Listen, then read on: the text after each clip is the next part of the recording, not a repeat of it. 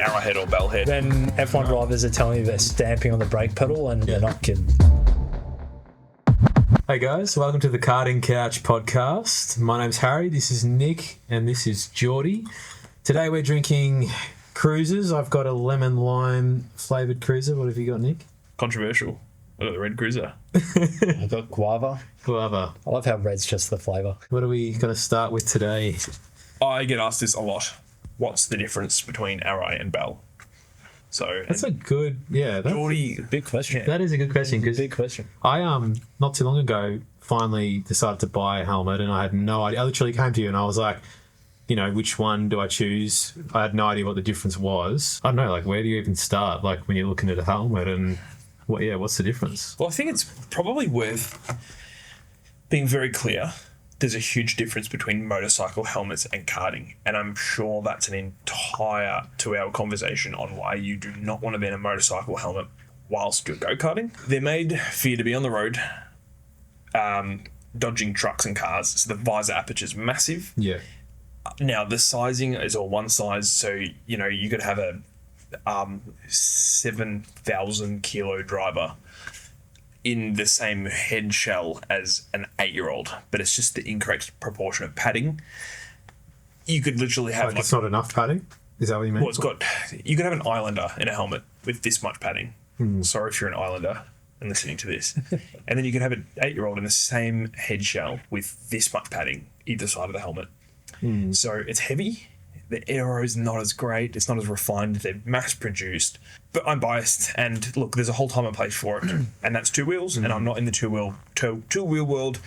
And I shouldn't comment. But I can comment. And do it. But you can and you will. And I will. Yeah. When we're talking about four-wheel driving, and I can comment and I will comment because that's your time and place for a karting helmet. Aero's better, lightweight. It is lighter weight. That's what I noticed. But It's just better in every regard. Like you're getting a child into a helmet that has its own homologation level, and this is where we go into nerd territory. Jordan with his rule book. Yeah. Do you explain the? Yeah. In karting, at least in Australia, you can run some of the lower safety standards. So your Australian standards, your European, the 86, 7, 8, 9, 10, whatever. And there's one or two others like Snell motorbike standards, I think is applicable in the rule book. Those ones aren't. So a helmet built to that standard, you can literally have your $69 Audi Best Buy helmet and it's just scrapes through because it's got, you know, just enough padding to withstand whatever testing it is. But then if you look at, you know, karting specific helmets, your Bell or Arai, you get helmets that are built to withstand impacts in the areas that are more common in go-kart crashes. You get like visors that lock stiffer than a motorbike helmet. You get a D-ring strap rather than a quick release strap.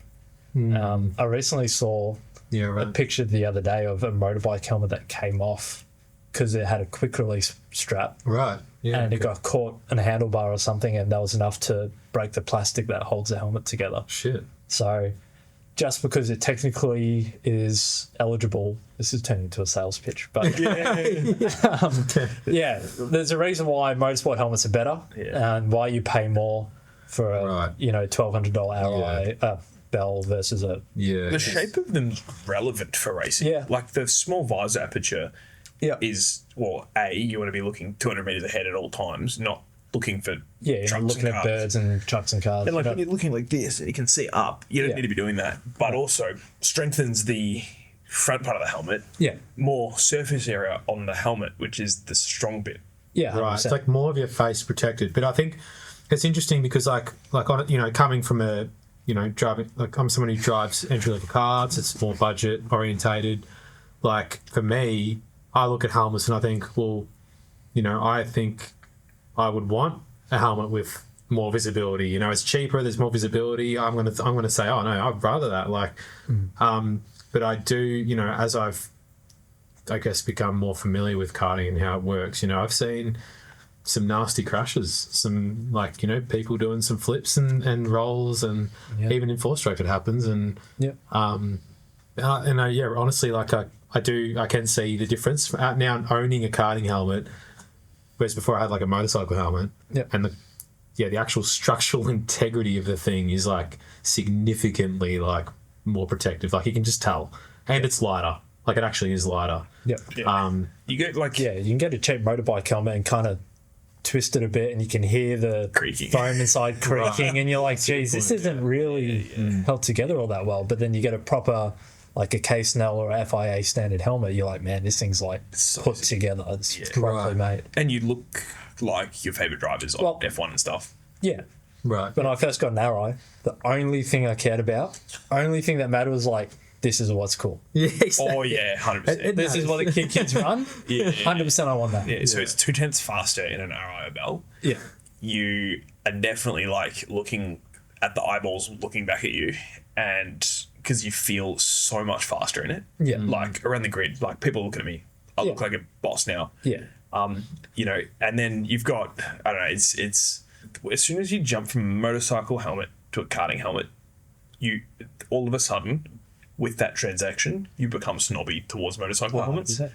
But then if you get an Arai, you become extremely snobby towards Bell people. And if you have a Bell, you Right. hate So there's Arai. actually this like You hate Arai people. versus- Yeah. right. 100%. Once you're in an Arai or Bell, you stay in that brand all the way up to Formula One. Like, you don't go to anything else. And there are Steelos, Schuberths, Sparkos. They are not taken anywhere near as seriously in the industry as an Arai and a Bell. And it's very much, they both have their own followings. It's like iPhone and Android. Yeah. But so going back to the initial question, so what actually is the difference, like physical differences between the two? Arais are made in Japan. They're a Japanese company, like very proud, long-standing Japanese company. So I actually didn't know that. yeah, Funnily enough. pretty sure they're all made and manufactured there still. So I've always found they fit and narrow a head a bit better. So Yeah, I've okay. always worn an Arai out of preference on the way it fits. Right. So I've got a GP7 now. Yeah, GP7. You've got I've an got Arai head. It's basically Arai head or Bell head. yeah, Right. Okay. So it's just there is like a kind of a fit yeah, that one suits more. yeah. You know. Yeah. Okay. Whereas Bell is an American brand, so they're made there and developed and tested there. They're actually made in Bahrain, right near the F1 track. That's where one of their big factories is. I Yeah. think some of their speedway and stuff, those helmets are made in the US, but Yeah. all the karting ones we buy and the motorsport ones are made by the Bahrain F1 track, Probably which is worth pretty cool. mentioning that it's actually a different company to Bell motorcycle helmets. Like, they're different factories, Are they? Yeah, it's like a Oh. different tech. different Oh. Okay. Yeah. branch of the company sort of thing. So there's Interesting. different design teams and different Yeah. Yeah. Yeah, so a lot of people will buy a motorbike helmet thinking, oh, it's a Bell, you know, I'm going to get similar motorsport heritage qualities in this Yeah. helmet, but it's a completely different brand. Right. Yeah. Yeah. No, that's cool. I didn't know that. Yeah. So I'm a Bell head for those listening. Tried both. I tried both. You know, Nick helped me. Nick fitted them to me. I shoehorned him into it. You must be in a Bell. Yeah, I just found that the RI was a bit too. Yeah, I don't know. I think I have a maybe like a long chin or like a big chin or something because it was like hitting. My mouth was touching the yeah. front of Yeah. it. But with the bell, it was nice and like it just fit me good. Yeah. Yeah. So So you Yeah. might find that your head size didn't let you go to the next size up, which would have fit your chin better, sort of thing. So you might Right. have Yeah. like the head circumference for a small, but then because you're wearing a small, it doesn't suit your right, chin. that's it. Yeah, that's what it was. Whereas, yeah, I think I'm in a large and Yeah. it fits everything a bit more proportionate, if that makes sense. Earlier on, and now I always say this to kids: will my kid grow? And I'm like, well, I don't want you to get a helmet that's Yeah. too big for your head Yeah. because Yeah, it needs that's the it's a biggest safety thing. This is your seatbelt, honestly, Yeah. in go karting, and this is the single most critical part to your safety kit because it's your head. Yeah. But I was in a RI early on. I'm in a belt now, Oh, really? and I've only changed helmet size once Yeah. in 20 years. Oh, wow. So, Okay. and I think it was my move from RI to Bell, and it just changed the centimeter size. The Yeah. sizing doesn't correlate 100%. Yeah. Slightly different. Yeah. You get that a lot. My kid's in a motorbike helmet. It's a medium. What, Bell, should I buy him a, KC7 or whatever? I'm like, it doesn't really correlate. Like, just because that's a medium doesn't mean it's going to translate. So if you're buying a helmet, the best way to do it is to get into a shop and actually try it on. I remember buying a helmet for karting versus when I had to get a helmet when I was doing circuit racing stuff, I was like, Yeah. well, got to try the next size, and it didn't quite correlate. So, yeah, best bet's to go try it on. Yeah. Jordi has a shitter of an FIA helmet. Oh, yeah, my And first motorsport helmet. I don't want to drag the name through the mud. Oh, it's a No. testimony as to why you will end up, and why you did then immediately after that end up in Arai and Oh Bell. man, that went down wrong. Okay. There's a reason why I ended up in Arai immediately after that one, is because Yeah. it's so more superior. Yeah, 100%. Just, doing my first test day at Phillip Island or Sandown, I think it was, and I was like, well, I can't use a go-kart helmet, got to run the hands, so went and bought the cheapest FIA helmet available, Right. and yeah, fit like shit. It's wobbly everywhere. The padding was just like falling out, and I was like, oh shit. Rip. I found that in its Unfortunate. closet, and we're about 60,000 cordials deep. And I found it in his cupboard with his oversized race suit because his dad didn't want to pay for. Yeah. Just like every karting parent doesn't want to pay for the right size. Yeah. It's 2 sizes up. Yeah, I finally fit into a race suit that I got when I was like 14, 15 for my first Formula Ford test day. And yeah, finally fit it now at 27 or whatever. Yeah. So It's true. It like literally only started to fit recently. Yeah, We 100%. pull it out just to drive rental carts or whatever. yeah. Like we pulled it out. Jordi was like on his laptop, but he turns around and like in his gear, like, okay, this helmet sucks.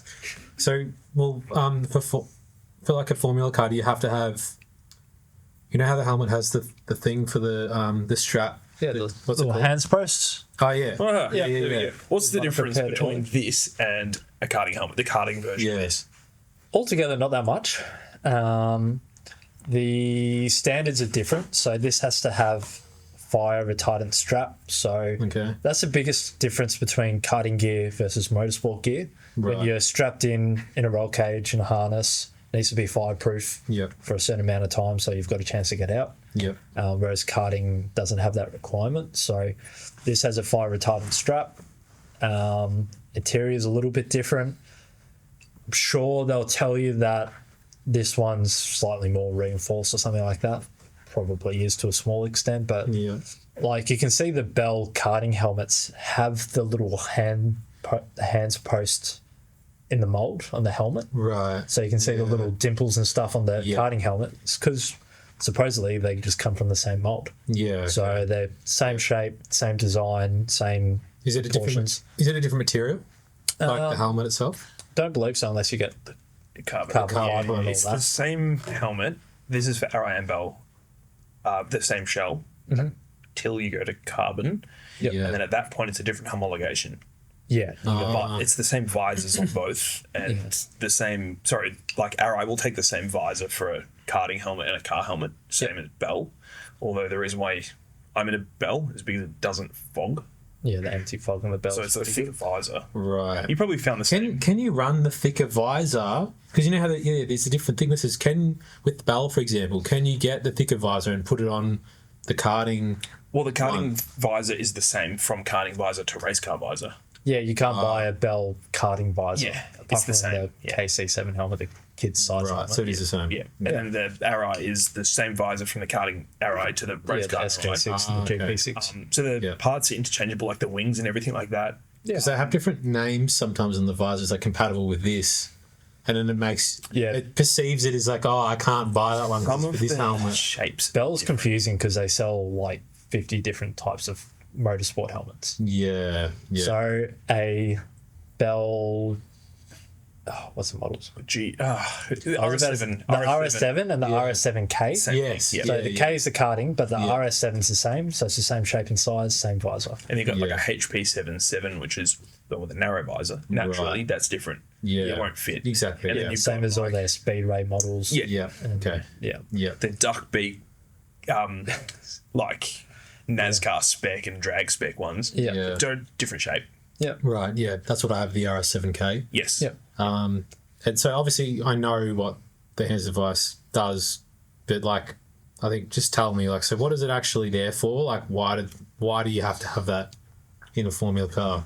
Yeah. So pretty much any car that's got a roll cage and a like 6-point or even a 4-point harness, you wear the harness device that you see the F1 drivers wear, it comes over their chest a bit. The seatbelt actually sits on top of that. Yeah. So this harness device gets locked in under the seatbelt, and then you've got the tethers that go to the helmet. So because your harness device is locked to the seatbelt, your head can't move any further than the tether. Right. So the old-fashioned way of neck protection in race cars and go-karts and everything in between is just the neck collar. Yeah. They've actually found there's been a lot of cases where that's detrimental in a crash. The foam fat necky. Yeah, the fat necky, the OG, where it acts as a leverage point and actually extends your neck more in a crash. Yeah, so there's been cases where, sure, it stops your helmet going into your chest or whatever, but it'll actually kind of act as a leverage, kind of like a fulcrum point, and make it worse in a crash. Shit, okay. So, yeah, the harness is really the best option for stopping your neck going further. So that's why above certain levels of racing, pretty much any level of circuit racing, so even down to XLs or, the 994s, all that sort of stuff, you have to wear it. Okay. Track days is kind of do what you want. If you want to wear it, you can. But he's actually used this gear, so he's got first that's hand. it. Because he did. Well, after your karting career, you ended up going off to, what did you do after that? So I kind of had a stab at the open wheelers. So I did a bit of testing in Formula Ford, and then a few days in the F4 car when we were running the F4 series. Back when it was the F4AU in the McGale cars. So that was kind of like the first generation of the modern Formula 4 car. So sequential gearbox. That's sick. So, was that wings and slicks? Yeah, flappy paddles. So 6 speed on the flappy paddles in a sequential box. It's back when there were names like Tom Randall, Lewis Leeds, Jordan Love. Lawson did it, didn't he? Lawson did it. Fuck, that's probably the biggest name that. Yeah, I didn't even think about that. But yeah, Lawson ran it. I think that might have been the year after I was in it. I think I'm a year older than him. So yeah, did a few test days in that. Got a lot of experience. Had Carl Reimler, who's now the F1 medical car driver. He was the kind of driver coach for the series. Yep. So he took me out a couple of times. Shit. Which was really cool. Really, really cool experience. There's a picture of me wearing his helmet around the track. Oh, actually? Yeah. I was wearing his old, might have been his like F3000 helmet or something like that from when he was racing in Europe. Because I didn't have my shit FIA helmet yet. So he was like, you can borrow my helmet today and then fucking get your own one. And I was like, okay, Dad, this is buy a supercar driver. He was like, just wear your own balaclava. And I was like, okay. That was a really cool helmet. I think John Krell did that one as well. Oh, yeah, that's Krell's Creations. Yeah, Krell's Creations. John Krell. I thought when you said, actual, like, the goat. The goat. The goat. I thought you were going to say, when you said there's a photo, I spotted on your dad's lock screen an iPhone 4 photo of you, blurry as shit, in like 240p. Yeah, potato camera. Yeah. It's his dad's background photo. Yeah, it's lock screen. There's a blurry picture of me in the car at Phillip Island, and I think it's Cam McConville coaching me in between sessions when I'm still in the car, because he used to be the category manager or whatever. That's a proud dad. Oh, yeah. He'd be telling like his mates at work every day. 100%. Yeah. So take us through that experience of hopping in an F1 car. Oh, sorry, F1 car. Could you imagine F1 car? F4 car, sorry. Like, what is that like? And I don't know, is it similar to a kart at all? Like, or there's definitely similarities you can draw, but they definitely hit a ceiling to a certain extent. You kind of get your racing line and your kind of where to apex and where you want to let the car run wide, all that sort of stuff. Yeah. But even oversteer and understeer is like completely different. Like oversteer and understeer and like open wheel is more to do with like how much angle the car's turning versus in a go-kart it's kind of like if it snaps or if it pushes sort of thing. Right. You don't get, that's an extreme in open wheel, especially wings and slicks. Yeah. And then, you completely have to relearn, you have to learn from scratch, driving with a gearbox and driving with aero and, You would have been this was pre you driving a car, correct? How old are you? Like, had you actually driven with gears on the road yet? It was right around the point I was getting my P's. Oh, okay. So kind of 16 to kind about of 18-ish. Driven a H pattern, like. Yeah, well, my parents, their daily drivers were autos, so I pretty much learnt how to drive manual. My mum has an old, she's got a 1968 MGB, little 4-speed, like old classic. Yeah. Imagine like an old Miata MX-5. It's like an MG British version of that. Cool. So I learned how to drive H pattern in that. Yeah. Back when I was like 15. You don't want to fuck it up either. No, you don't want to grind gears or stall it because, it's an old car and you can't really start it sometimes. So.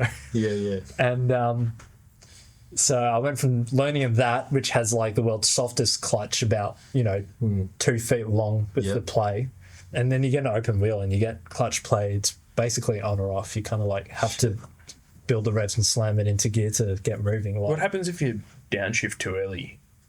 Like, how critical is that? The F4 is pretty forgiving, to be honest, especially the early gen McGales. You basically just rev the nuts off it. They've got that much grip with the slick tyres. They're pretty hard to lock up, both like full braking and with the downshift. When you first learn it, can you lock up with how heavy the brake is? No. When you're first in, your first 100 laps, you would barely be able to lock up if you tried. Really? Yeah. That's how hard the brake pedal is. Shit. Yeah. Okay. Then F1 drivers are telling you they're stamping on the brake pedal, and like you see them do leg presses with like 180 kilos on there. Yeah. They're not kidding. Like, you have to be on the pedal to get them. You were only 16-year-old at the time. Yeah, 100%. And I was like, I could barely walk for days afterwards with how hard I was trying to push this thing. Wow. And you go out, you do a session, you get your PB, you're like, oh, that was a 139 at Phillip Island, and you're feeling chuffed about it. And then they get in and show you the like lap trace, the brake trace, and you're like, so you're doing 40 bar of brake pressure, you probably want to target like 110. I was like, what?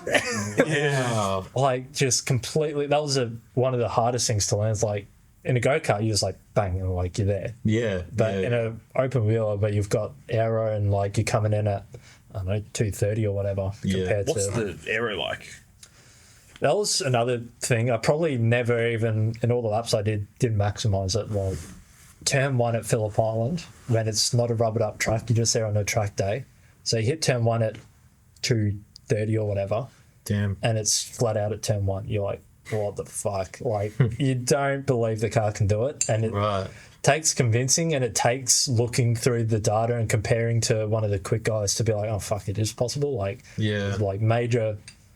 I couldn't do it now. Like, I've got a kit now. I'm not taking turn 1 flat out up the island. Yeah. Like, so if you go, like, say, half the speed through, is that enough to not actually achieve that with aero? Or do you need a series of you going like what's the to get it flat out? Yeah, if you're come out of the pits, even with warm tires, say you would come out at 150 and you try to take a flat. I don't think, maybe you could, but yeah, having confidence in the aero is like the major difference between I guess the guys that are quick and can do it on coldish tires, and the guys like me that really had to build confidence to get to that level. Right. Yeah. So it's like you really have to trust in the aero, the downforce to give you that grip. Yeah.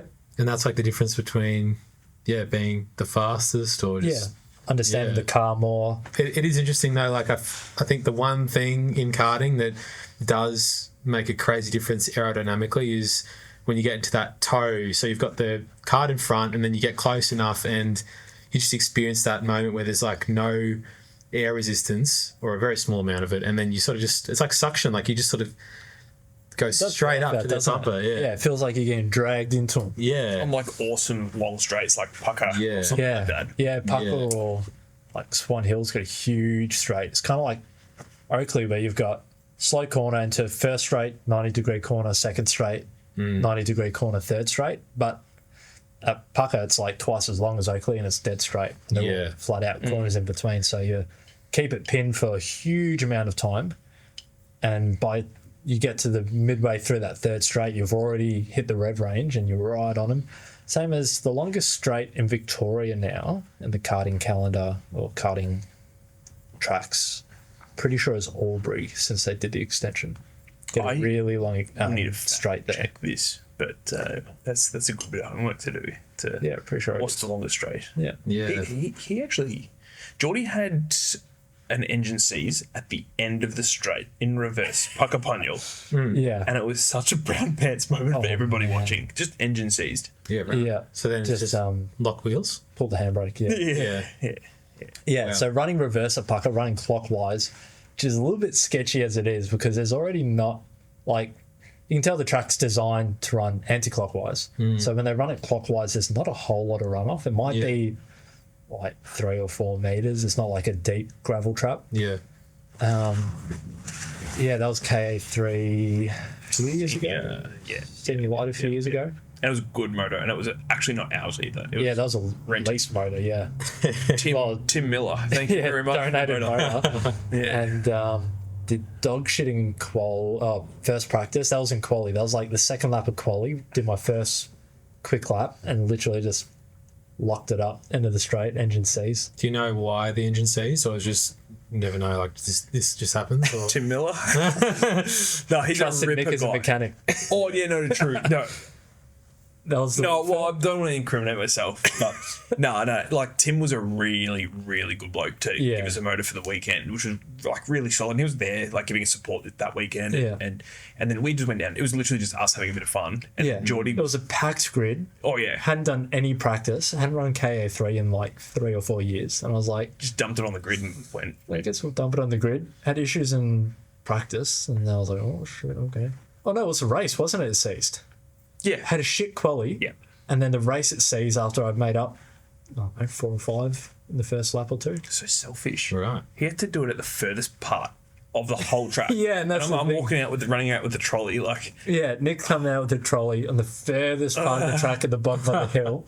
And it's like, you couldn't do it at the bus stop, could you? You couldn't do it at the Pit corner entry. right by the pit. Yeah, and then the guys waiting for you guys, like for the next seat. Yeah. Waiting for you. Yeah. Like the, Yeah, they're so efficient over in Pucka. They're just like crack on with Yeah. it. Yeah. Here's us running Yeah. uphill like an idiot with Yeah. someone else's motor that we've just blown up. Yeah. Yeah. Well, we didn't realise it blew up at that point because we had issues in quali. Yeah. Remember, it seized, no, not seized, it cut out in quali Yeah. with electrical issues. And I was like, oh, hopefully it's just that happened again. And then pull it apart, and there's part of the piston and the spark plug. And I was Yeah. like, oops. Jordi was in such a foul mood and we left the track. Oh, we left the track Yeah. pretty early on in the day and Yeah. it was pretty silent ride home. Yeah. The whole way home. I was pretty salty about it. Yeah. Going back to that conversation about aero, so last year, right? This is you understand how it's related in a sec, but I did a triathlon. I've never done a triathlon, right? But I obviously had to learn how to ride a road bike, and I've never really done road biking. But when you ride a bike, aero is really important, right? And your max speed you're usually doing around, well, for someone like me who's just an amateur rider, like you're doing around 40 kilometers an hour, right? Tops. And that is where I learned how crazy it is when you get that, I guess, toe from someone and they break that initial, they're like that windbreak. And because I quite literally am the engine in that instance, right? You actually feel the impact of that air resistance. And so I've taken that experience and I sort of like remember that when I'm in karting now. And I feel like, that was actually at 40 kilometers an hour.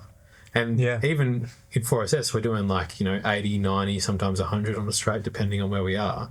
But like, that aero obviously, or the toe and all that effect becomes even more prominent. Got to bring Josh in to explain the Yeah. cycling aero. Yeah. You would have to get the shaver out on the legs. Oh, man, I probably benefit from that with these hairy legs, but A few tenths in that shit. exactly. It's like a parachute, man. Yeah. But no, that was really interesting. Like just as almost like a real experiment to just understand it. It really does make a difference. So yeah, even four stroke, like the toe is such an important factor in karting. guess it goes to show, every little tenth adds up. That little toe just to get you alongside someone makes it, that much easier to get the pass, I guess. Being in the correct revs of the, like Oakley hairpin, for instance, or having that right exit out of the last corner at Pucka to give you that run as well. It's got to be spot on. Yeah, you can even see it in the data. Like, if you have a look really close at the data, when you get a really good toe, like, you'll have that extra 200 or 300 RPM, or you'll hit your kind of peak RPM that little bit earlier. Yeah. And you can see it in the data. You're like, fuck. Yeah. It did make a difference. The helmet wing on the back. Yeah. There's an extra 300 RPM. 300 pence per hour. Yeah.